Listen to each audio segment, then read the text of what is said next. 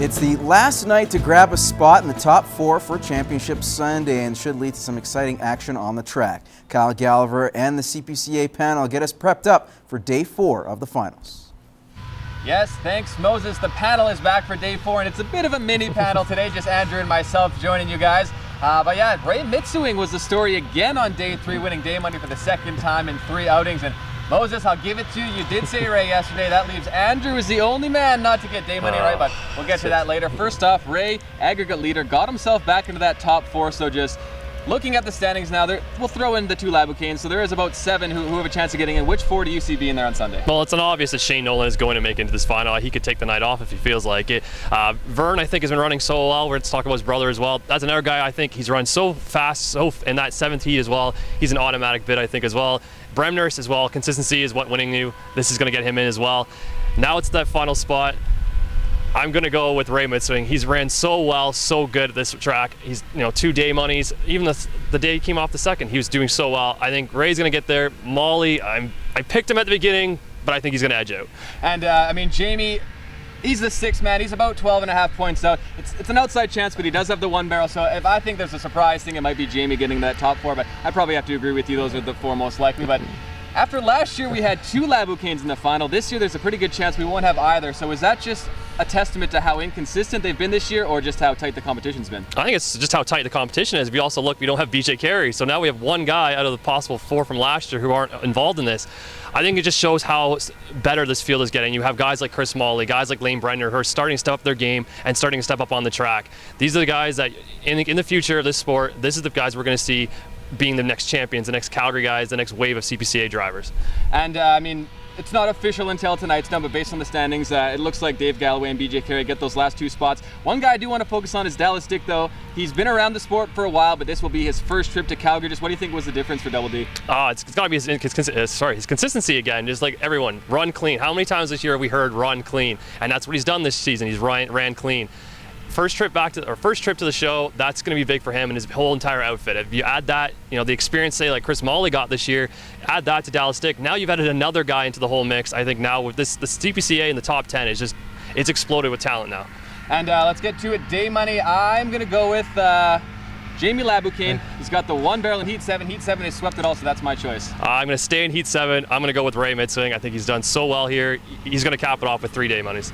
All right, it should be an interesting night. Tonight is the very last chance, as we mentioned, to move up into that top 4. So there will be some intense action on the track. As per usual, just stay tuned to Newcap Sports for all the latest. And tomorrow, Championship Sunday gets underway at 2 p.m. here at Halstead Downs. Whether or not you're a baseball fan, all likelihood you've heard the saying, fear the beard. Now, it was made popular by Major League pitcher Brian Wilson during his stint with the San Francisco Giants. But closer to home, there's another player whose facial hair is stealing the spotlight from his teammates, but also raising a lot of money for a good cause. Naren Issa has a story. From the stands or the media booth, you really can't miss it. When Dirk Treptow steps up to the plate, his beard arrives before him. About 7 months, just before Christmas, I started growing it. Treptow's so-called face forest is a sight to behold. Well, maybe not to all. Treptow's roommate and teammate Owen Hill has seen his fair share of it. It's disgusting. Food catches in it. It's a constant reminder. I got to babysit his beard for him almost. Well, that's just some of the hazards that come with growing the crumb catcher. You also have to put up with the comparisons.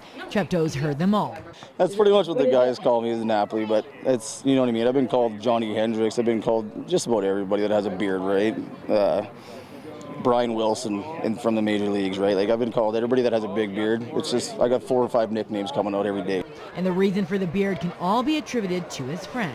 A couple of my buddies bet me that I wouldn't grow it that long, and they offered $250 a piece, which started at $500, and it just kind of started snowballing from there.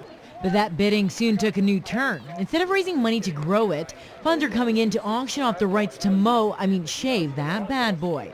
That's right, the beard is coming off at the Lloydminster Craven Memorial Ball Tournament. Every dollar raised is a dollar that's going to help somebody else. Each year, money raised goes towards a few families with members dealing with cancer. They can spend it as they see fit.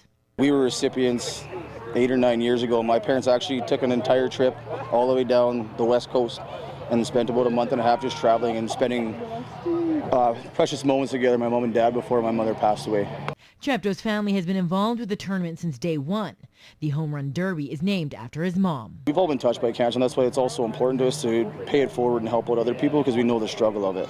As for the beard, whoever raises the most money has the honors to shave it. There's some days where I love it and some days where I absolutely hate it, so I think it'll be good to get it off. It is too long, but it's also for a good cause. I see it every day, so I want to shave it off myself. So people have competition. If they want to take down that beard, they're going to have to compete with you. Absolutely.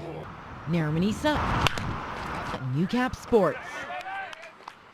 Definitely a champion of a cause, and we'll move on to another champion now, this time in hockey. One local resident brought home some special hardware to the town of Vermilion this week. Brandon Baddock, along with the Ed Chanelth and Memorial Cup trophy, landed in his hometown. Now Baddock becomes the third Vermilion-born player to win one of the hardest trophies in sports, propelling him to being drafted by the New Jersey Devils in the 6th round. Now Baddock says the experience was used as a launching pad. I think that helped me going into the draft, and then I just want to keep going and keep pursuing my dream of playing hockey. We got great coaches there, coaches like Scotty Stevens, so Hall of Famers that are teaching there, so it's a good experience.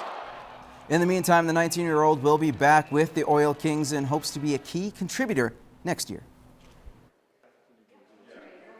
With the Oil Kings, we started a winning tradition, and we want to keep that going, so next season we're not going to let off.